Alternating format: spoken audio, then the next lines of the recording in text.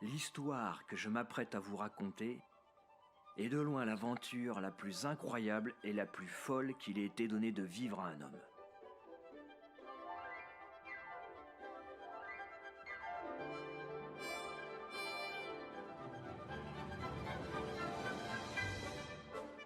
En cette chaude soirée d'août 1895, le Gun Club avait ouvert ses portes pour une séance exceptionnelle, où son président, Impey Barbicane, allait faire une communication de la plus haute importance.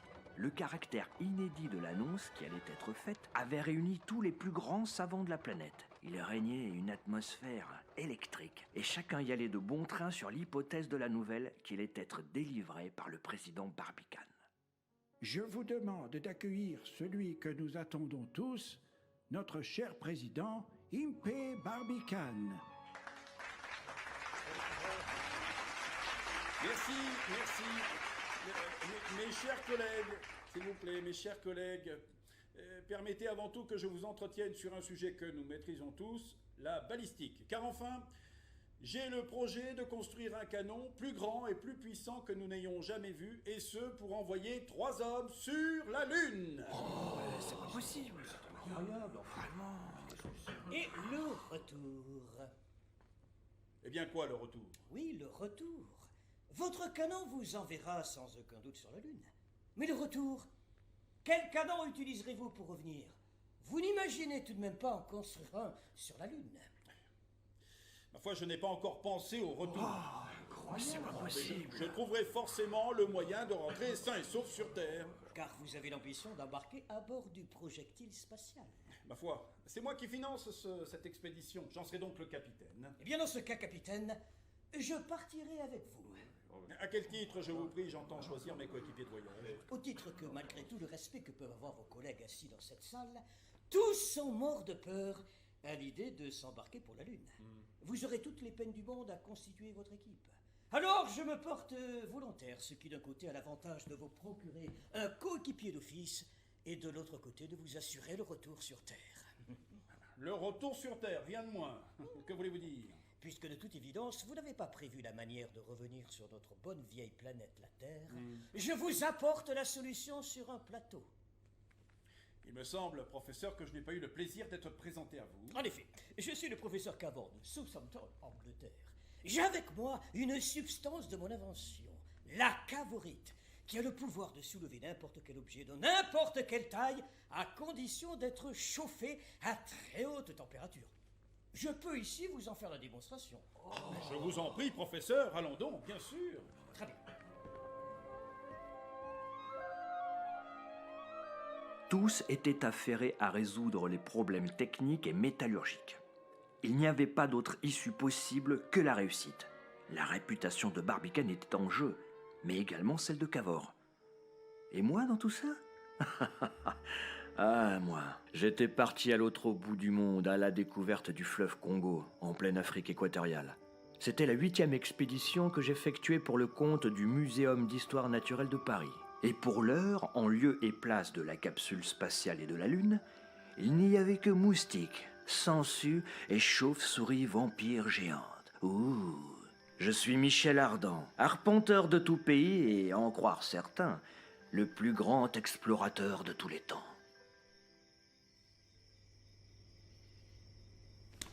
Monsieur Ardan, j'ai reçu ce matin, j'ai oublié de vous le dire, un télégramme de l'Observatoire de Paris. Je l'ai mis dans votre case, monsieur. L'Observatoire de Paris? Mais que diable peuvent-ils bien me vouloir? Je n'ai pas coutume de travailler pour eux. Ces gens s'occupent des étoiles et des planètes, pas vrai, Gibbs? Tout à fait, monsieur.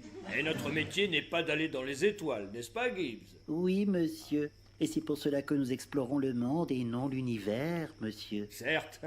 Pourtant, Dieu seul sait si le jour où j'aurai exploré la moindre parcelle de ce monde, l'envie d'aller voir ailleurs ne sera pas plus forte que tout. Certainement, monsieur. Et quand ce moment sera venu, pourquoi pas les étoiles, Gibbs?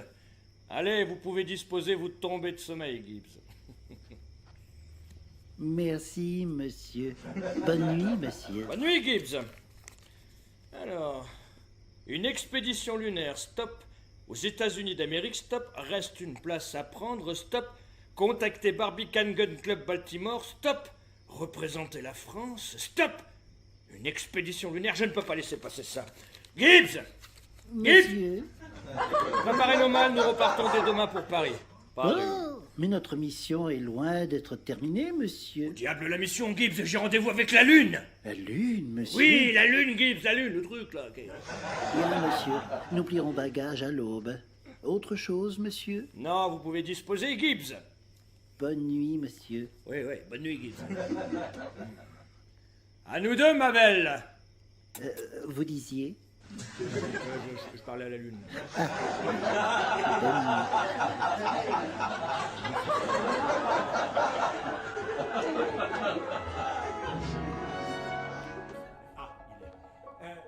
S'il vous plaît.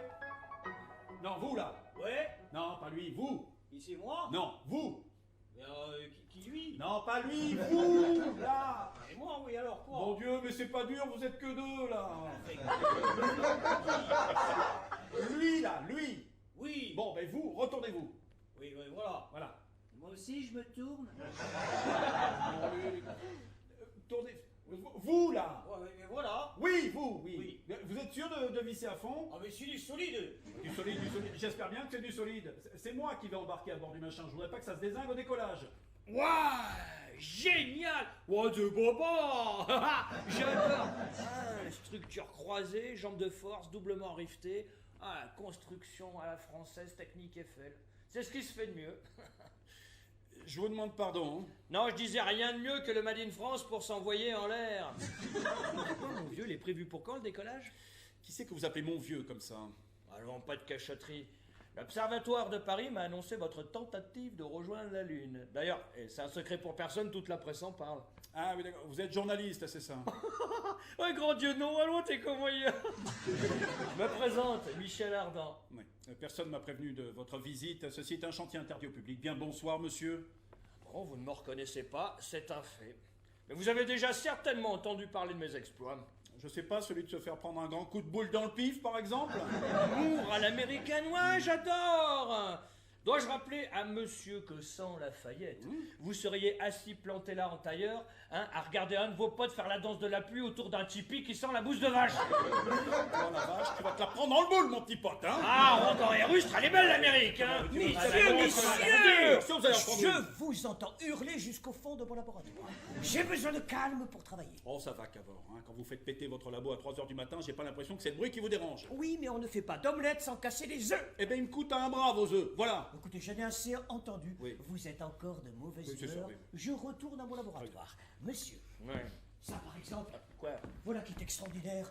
Vous ne seriez pas Michel Ardan, le grand explorateur?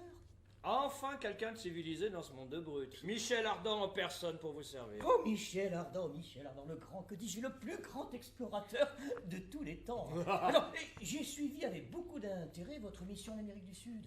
Et votre découverte du temps plein cas, Wanatabichou. Ah ouais, oh, c'est trop d'honneur, non. Bon, vous savez, il n'y avait rien de très impressionnant là-dedans. Ouais, bon, ok, à part peut-être lorsque cette horde de sauvages a voulu me découper en morceaux pour faire une offrande au dieu Tudupucu. Oh, Dieu. En Barbicane, je vous présente Michel Ardan, éminent explorateur, le plus grand après Christophe Colomb, si vous permettez. Ouais, je vous permets, ouais. Enchanté, monsieur Michel Legrand. Bon, je vais continuer ce que j'étais en train de faire, retourner à mon travail, merci bien. Mais Barbicane, vous n'avez pas l'air de vous rendre compte de l'aide précieuse que peut nous apporter Monsieur Ardan. Mais pour l'instant, il me fait perdre mon temps. Alors, vous parlez d'une aide? Mais enfin, nous partons à l'aventure, un voyage vers l'inconnu. Vous êtes fabricant d'armes, je suis scientifique, nous n'avons nullement les qualifications pour partir en expédition. Michel Ardan! Si. Et qui plus est, il reste une place dans la capsule. J'ai apporté un CV, des photos, si t'as envie. Écoutez, Cavor, je vais être très clair avec vous. En ce qui concerne la constitution de mon équipe, je me réserve le choix de la troisième personne. Et en l'occurrence, ce choix s'est porté sur un explorateur américain du nom de Heywood Floyd. Mais comment ça se fait? Mais nous sommes associés. Vous auriez pu m'en parler. Où se trouve ce monsieur Floyd? Je veux le voir. Justement, vous tombez bien, il est là, justement. Où est-il? Où se trouve-t-il? En haut de la structure, il prend connaissance avec la capsule spatiale.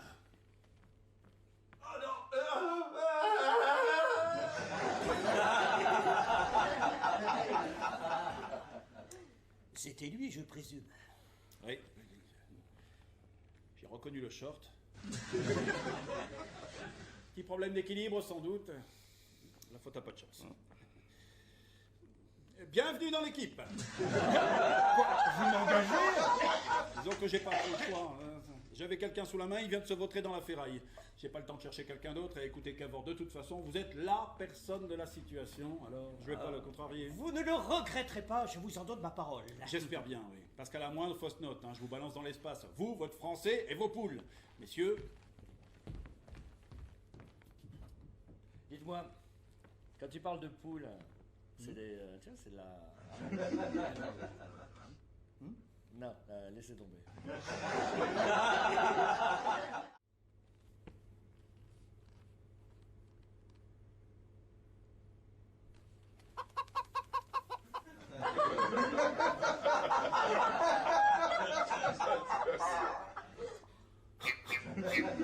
allô, allô, l'extérieur, est-ce que vous m'entendez? Oui, monsieur Barbicane, nous attendons vos ordres. Bon, bien, nous sommes en attente et parfaitement installés. Dès qu'il sera 20h45, je reviendrai vers vous pour la mise à feu.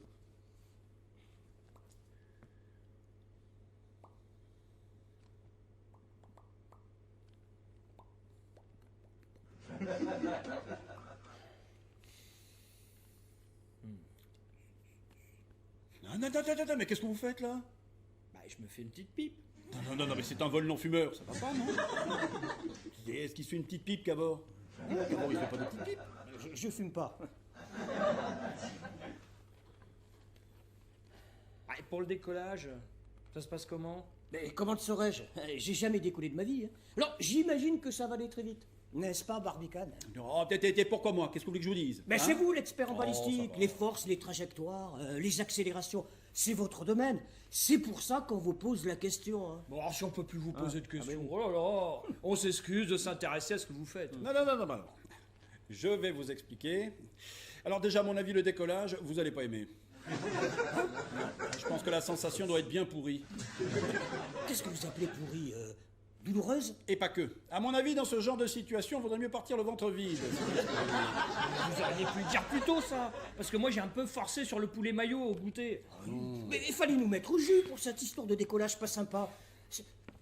Ça va faire mal, vous dites? Oh, mais j'en sais rien, moi. Qu'est-ce que vous me dites? Je me suis jamais envoyé en l'air avec un canon. C'est pas sympa pour sa femme. C'est bon? Non, mais j'imagine que de s'envoyer en l'air avec 15 500 tonnes de poudre, on va un petit peu le sentir passer au niveau des molaires, c'est sûr. Oui. Alors serrez bien les dents au décollage, parce que je pense que le poulet maillot de tout à l'heure va vouloir se faire la malle. Ouh là là, c'est vrai. Allô, l'extérieur, préparez-vous pour la mise à feu. Je compte jusqu'à 3 et vous y allez. Où ça? Comment ça, où ça? Chez ta tante, espèce de débile. Je compte jusqu'à 3 et vous allumez la mèche, enfin. Ok. Enfin, c'est-à-dire, on fait 1, 2, 3... Non. Je compte et à 3, bam, vous allumez. C'est pas clair. Vous pouvez rapprocher votre œil du tuyau, là? Oui. Voilà, je compte jusqu'à 3 et je sors pour t'en mettre une, espèce de débile. C'est clair, ça? Ah oui, ça c'est clair, ça. Bon, c'est clair. alors préparez-vous pour la mise à feu. Préparez-vous. Ah, je suis prêt. Oui, moi aussi. Attention, 1, 2, 3, feu!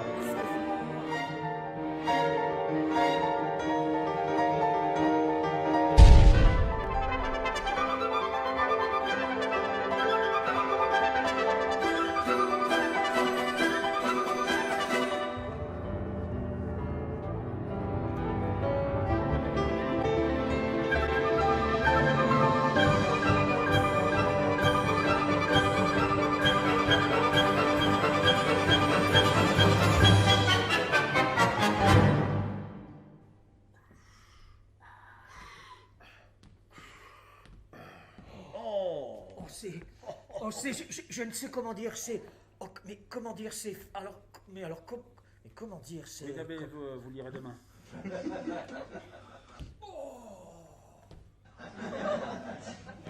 Oh Ardent! Pour l'amour de Dieu, remettez votre masque! Hein? Ah ouais, non, ça va, ça me gratte le cou. C'est comme ça que j'ai pu me rendre compte qu'on pouvait respirer sans peine. Respirer sans peine sur la Lune? Mais qu'est-ce que vous nous chantez? Comme je vous le dis, Faites comme moi, vous verrez, c'est vraiment plus confort. Non, déconnez pas, ça se peut dans 2 secondes, il y a sa tête qui se comprime comme un popcorn. Ma foi, tout ceci m'étonne, mais s'il avait dû mourir, cela serait déjà fait. Scratch. L'air est tout à fait respirable. Hein?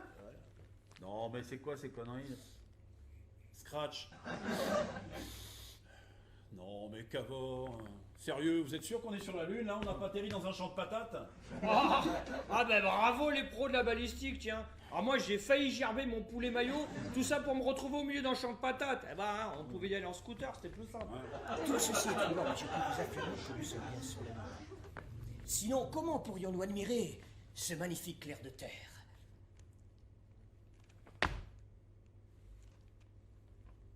Eh non, parce que vous êtes pas assez lourd.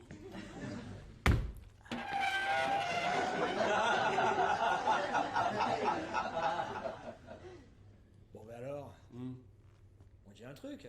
C'est-à-dire? Bah, je sais pas, genre une phrase historique, un truc dans le genre. Ah, oui.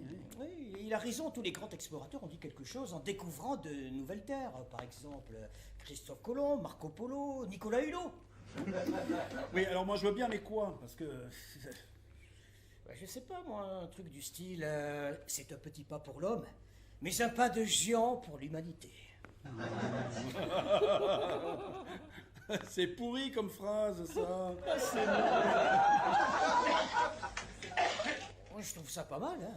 Mais oui, bon, c'est gentillé. Enfin, je veux dire, il n'y a pas un con qui dirait ça en arrivant sur la Lune. Hein. Tiens, bon, vous, Ardent, qui est l'explorateur du groupe, hein, vous diriez quoi, là, comme ça, là, bam? Oula, je sais pas moi comment je dirais. On a failli gerber, mais ça y est, on y est. Ou alors, on a tapé sur la Lune. Dans la Lune, j'aime bien, on a tapé dans la Lune. J'aime bien ça. Ah, si ça vous plaît pas, vous le dites. Hein. Ah, mais on vous le dit, ça ne plaît pas. Ah, je vous avais prévenu. Ouais, vous avez bien fait. Bon, et Cavor, on va garder votre phrase historique. Merci, capitaine. C'est un petit pas pour Non, l'homme. mais tout à l'heure, parce qu'on a...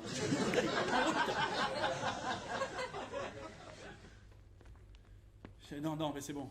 Mais quoi? Non, mais on va pas marcher comme ça pendant toute l'expédition. Là. Je veux dire, c'est ridicule, au ralenti, comme ça, c'est ridicule. Mais ma foi, nous sommes sur la Lune. Nous pesons 6 fois moins lourd que sur Terre. Oui, non, je sais bien, mais... Non, mais le problème, c'est qu'à ce rythme, le spectacle va durer 4 heures. Quel spectacle? Bon, Cavor, vous lui expliquez, là, rapidement, comme ça? Quel spectacle, je comprends pas, mon ami. Vous êtes devenus cons tous les deux ou quoi? Bon, on marche pas au ralenti, puis c'est tout. Puis ça commence à bien faire maintenant, là. C'est dommage, attendez. Et moi j'aimais bien marcher au ralenti, tu sais, ça fait hyper classe. Ça fait... Je vous assure que si ça n'avait pas, ça va être au ralenti. Hein. Oh, comment est-ce possible? Bon, très rapidement, je lui tartine la Mais, gueule, là, comme mais ça. non, mais je vous parle pas de ça. Regardez, cette plante qui pousse à une vitesse vertigineuse. Oh! On dirait que cette plante veut étouffer ce rocher. Non, mais qu'est-ce que c'est que ce délire? Vous êtes sûr qu'on est sur la Lune, là, Cavor? Vite, repartons à la capsule avant que celle-ci ne soit engloutie par la végétation. Ah, Cavor a raison, où que nous soyons, tâchons de trouver un abri en hauteur. Et oh, trop tard, fuyons. Vite!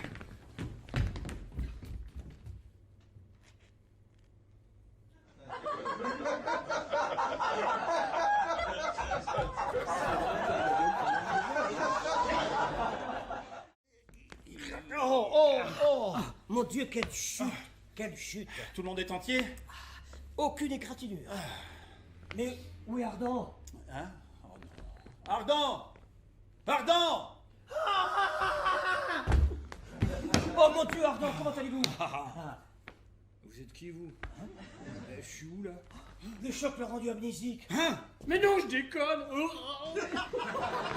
la tronche, t'as vu ta gueule, toi? C'est vraiment le moment pour déconner, oui. Chut, j'entends des bruits.